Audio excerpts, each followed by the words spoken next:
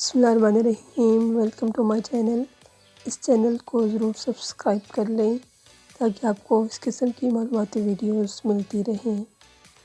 قالین بچھانے سے پہلے اگر زمین پر تھوڑا سا کوئی بھی کیڑے مار پاؤڈر، خشک نیم کے پتے اور تھوڑی سی لونگیں پیس کر ڈال دیں، اس کے بعد قالین بچھائیں تو وہ دیمک اور سیلن سے محفوظ رہے گا۔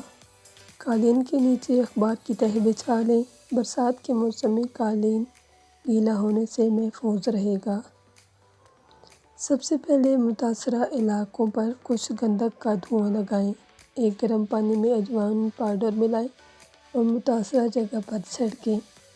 اس عمل سے دیمک اور کھٹمل کا بآسانی اثر ختم ہو جاتا ہے۔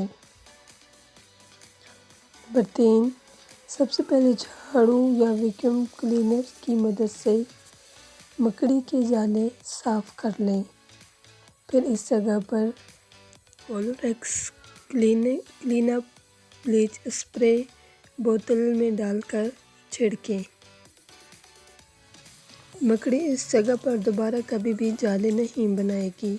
اگر آپ کو ہماری یہ معلوماتی ویڈیو پسند آئی ہو تو اس کو لائک ضرور کریں، اس کو اپنے دوستوں کے ساتھ بھی شیئر کریں اور ہمارے چینل کو ضرور سبسکرائب کر لیں۔ شکریہ۔